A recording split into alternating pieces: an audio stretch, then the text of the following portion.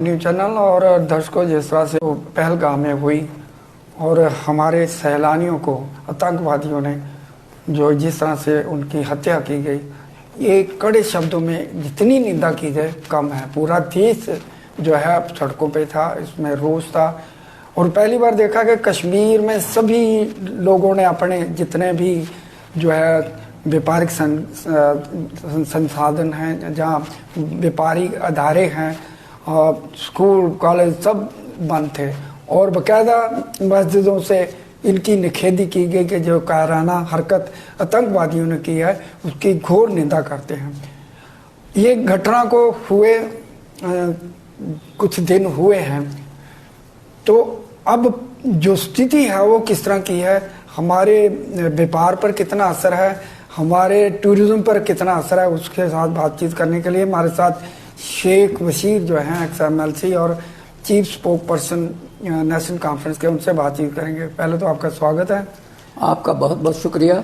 जिस तरह से ये घटना हुई उसके बाद किस तरह की जो हालात बने हुए, खासकर कश्मीर में, देश के अलग अलग हिस्सों में, किस तरह से इसको देखते हैं? संधू साहब, इस घटना ने सारे हिंदुस्तान में इंसानियत को शर्मसार कर दिया है। जी। ये जो वहाँ घटना हुई है, ये इंसानियत का कत्ल है। हर धर्म में कहा गया है कि बेगुनाह लोगों की हत्या ना की जाए, बेकसूर लोगों को ना मारा जाए, जिनके हाथ में हथियार नहीं है उनको मारा ना जाए, उनका कत्ल ना किया जाए। ये हर धर्म में है। जी जी। लेकिन जो ये करने वाले हैं उनका कोई धर्म होता नहीं। बिल्कुल बिल्कुल। वो काम कर जाते हैं और पूरी इंसानियत शर्मसार हो जाती है। इस वाक़े ने पूरे इंडिया को झंझोड़ के रख दिया। जहां जम्मू कश्मीर के लोगों की इकॉनमी इस पर निर्भर करती है। जम्मू कश्मीर जो है उस टूरिस्ट स्टेट है और टूरिज़्म पर ही ज़्यादा दारोमदार है, चाहे जम्मू है चाहे कश्मीर है।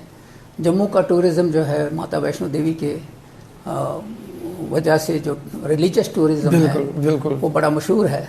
इसी तरह कश्मीर में आने वाले दिनों में अमरनाथ यात्रा का भी होना था और अभी होना है, ऐसी बात नहीं है। लेकिन इसके साथ मैं ये कहूँगा कि ये वाक़ा हो गया। इस वाक़े के बाद के जो हालात आपने कहा कि वो क्या है, बदकिस्मती यह है कि हमारे मुल्क के अंदर ऐसी ताकतें हैं, ऐसे लोग हैं, ऐसे चापलूस लोग हैं जो हमेशा धर्म की राजनीति करते हैं और धर्म के नाम पे ये चीज़ें हो रही हैं। जी बिल्कुल जी। जहाँ एक वाक़ा इधर ये हो गया और पूरे हिंदुस्तान के अंदर जहाँ भी कश्मीर के नौजवान थे, बच्चे थे, वो पढ़ाई कर रहे थे, उनके ऊपर अत्याचार शुरू हो गया। किस किताब में लिखा है, ये क्यों ऐसा हुआ, कौन है वो लोग? मैं ये आपके माध्यम से ये कहना चाहता हूँ कि जो अथॉरिटीज़ हैं वहाँ, चाहे वो यूपी हो, चाहे वो चंडीगढ़ हो, चाहे हरियाणा हो, झारखंड हो, महाराष्ट्र हो, उन अथॉरिटीज़ को वो आइडेंटिफाई करने चाहिए लोग, ये कौन लोग हैं जो इस चीज़ का फ़ायदा उठा रहे हैं। बिल्कुल। जो धर्म के नाम पे इस तरह की बातें करते हैं। मान के चलते हैं कि कश्मीर में जिन नौजवानों ने वहाँ जाके ये पूछा क्या नाम है, क्या धर्म है, पूछा, वो जो थे वो दो थे, लेकिन ये पूरे इंडिया के अंदर कौन लोग फैले हुए हैं? नहीं, मैं आपकी बात को थोड़ा सा करूंगा। जिस तरह से इसका विरोध भी किया ना कश्मीर में, एक बच्चे ने विरोध किया।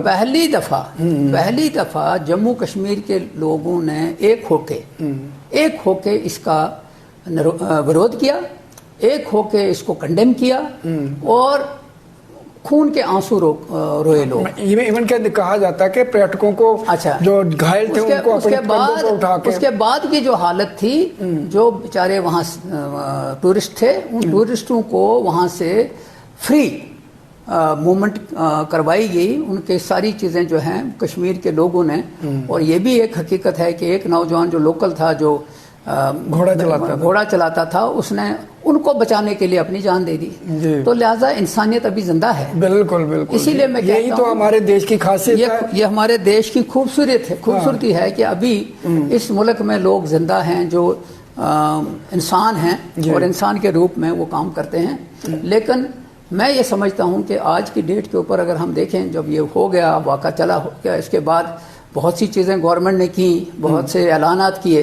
अब बहुत सी चीज़ें जो आने वाले दिनों में एक किस्म की बेयकीनी सी पैदा हो गई है। रात को जब सोते हैं तो पता नहीं लगता है कि सुबह तक क्या होगा। बिल्कुल। पर मैं समझता हूँ कि ये 35 साल हो गए जम्मू कश्मीर के लोगों को भुगतते हुए इन हालात से, और इन हालात के साथ जो मुकाबला कर रहे हैं जम्मू कश्मीर के लोग, जम्मू कश्मीर के लोगों को जो पेशेंस है वो खोना नहीं चाहिए, हिम्मत रखनी चाहिए इसका मुकाबला करने के लिए।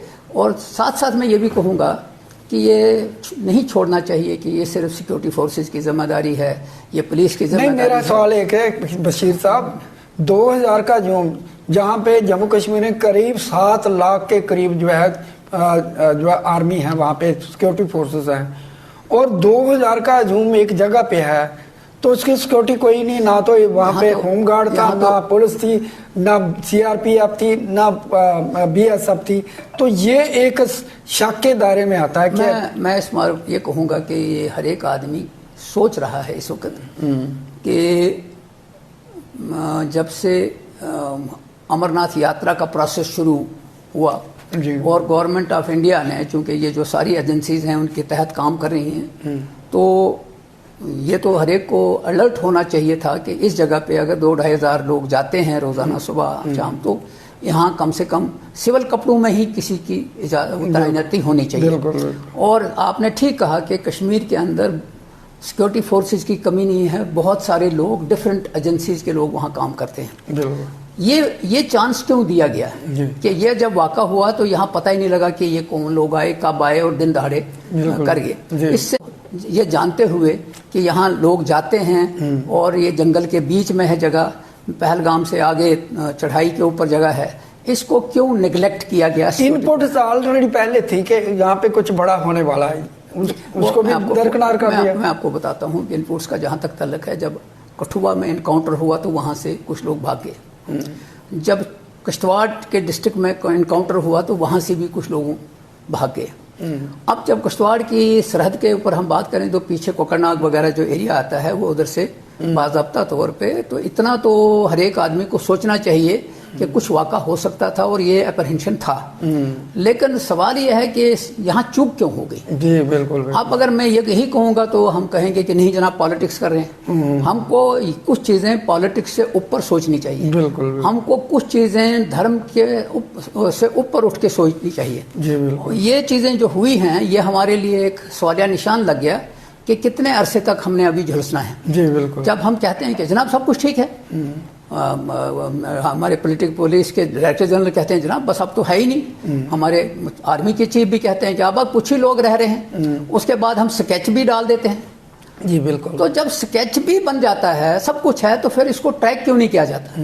ये हादसे के बाद हमको क्यों चीज़ें याद आ रही हैं? अब बहुत से सवालात इसमें आ रहे हैं सामने, लेकिन मैं ये समझता हूँ कि जिन लोगों की जानें गई हैं हम उनके साथ खड़े हैं, उनकी भरपाई नहीं हो सकती, लेकिन इन चीज़ों को आइंदा कैसे रोका जाए उसके ऊपर बहस करनी चाहिए। और बशीर साहब एक सवाल ये भी उठता है कि जिस तरह से लगातार ये इस तरह का हादसे हो रहे हैं और आने वाले समय में ये आसार भी बन रहे हैं कि पाकिस्तान और भारत के बीच में एक युद्ध का भी अंदेशा जारी है। हालांकि ऐसी स्थिति नहीं है, लेकिन कुछ पॉइंट पे जो है वो प्रतिबंध लगा है, चाहे सिंधु वाटर ट्रीटी है, इसी तरह से ये बाघा बॉर्डर की जो ट्रेड है उसको बंद कर दिया, आना जाना व्यापार बंद कर दिया गया, एयर बेस बंद हो गया। क्या समझते हैं? देखिए, इस हादसे के बाद गवर्नमेंट ऑफ इंडिया ने जो फैसले लिए हैं, जिसमें पहले ऑल पार्टीज मीटिंग हुई, उसके बाद ये फैसले लिए गए हैं, मैं समझता हूँ कि सियासी तौर पे बड़े बड़े फैसले हैं। मैं ये मान के चलता हूँ कि ये जो हमसाया मुल्क है, ये वाजपेयी जी ने कहा था कि इसको बदला नहीं जा सकता। नहीं बदला जा सकता, बिल्कुल बिल्कुल। हम ये भी सोच रहे हैं कि एक मकान होता है, उसमें सारी चीज़ें तय होती हैं और सब कुछ बंदोबस्त किया जाता है कि यहाँ चोरी नहीं होगी। उसके बावजूद अगर चोरी होती है तो फिर मकान मालिक को ये देखना है कि वो कौन सा सुराख है जहाँ से ये चोरी होती है, ताकि उसको प्लग किया जाए। जितने भी ये फैसले लिए हैं उसी के मुकाबले में उन्होंने भी कुछ फैसले लिए हैं ان کے اثرات کیا ہوں گے آنے والے وقت میں وہ نہیں میں سمجھتا ہوں کیا ہوں گے، لیکن امیڈیٹلی جو مجھے لگتا ہے کہ بارڈروں کے اوپر اتھل پتھل ہو گئی ہے. بارڈروں کے اوپر جو لوگ ہیں وہ میں آج دیکھ رہا تھا وہ سامان لے کے کہیں، مطلب ان کو ڈر پیدا ہو گیا کہ کچھ بھی ہو سکتا ہے. تو میں یہ سمجھتا ہوں کہ یہ جو اتھل پتھل ہے یہ کسی کے لیے اچھی بات نہیں ہوتی. ایک بہت بڑی تعداد جو ہے لوگ گھر چھوڑ کے باہر آ جائیں گے، مگر میں سمجھتا ہوں کہ ان کا تو میرے اور آپ کے درمیان میں تو ہم یہ فیصلہ کر سکتے ہیں نہ کرنا ہے، لیکن ہم سمجھتے ہیں کہ ملک کی ترقی کے لیے امن بہت ضروری ہے. امن کے بغیر کچھ نہیں ہو سکتا ہے. اور یہاں میں نے یوکرین اور رشیا کی جنگ، یہاں اسرائیل اور فلسطین کی، اب کتنا عرصہ ہو گیا کہاں کھڑے ہیں، اور ہم بھی اس میں رول ادا کر رہے تھے کہ جناب ہم تو امن کے پجاری ہیں. تو اب جب ہم اس میں جھلسنے لگے ہیں تو پتہ نہیں کیا ہونے والا ہے.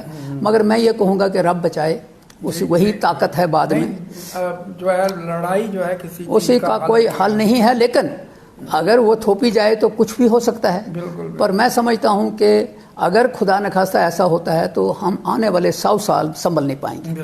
اور یہ جو آس پاس ہم دیکھتے ہیں جو رشیا اور یوکرین میں ہو رہا ہے، دونوں کی تباہی ہو گئی، یا وہاں جو ہے اسرائیل اور فلسطین میں، تو ان کو مد نظر رکھ کے اگر دیکھیں، چونکہ اس وقت سوشل میڈیا کا زمانہ ہے، بہت سی چیزیں سامنے ہیں، تو میں یہ سمجھتا ہوں کہ وہ تو ہم ان کے اوپر چھوڑتے ہیں کہ وہ کیا فیصلہ کرتے ہیں.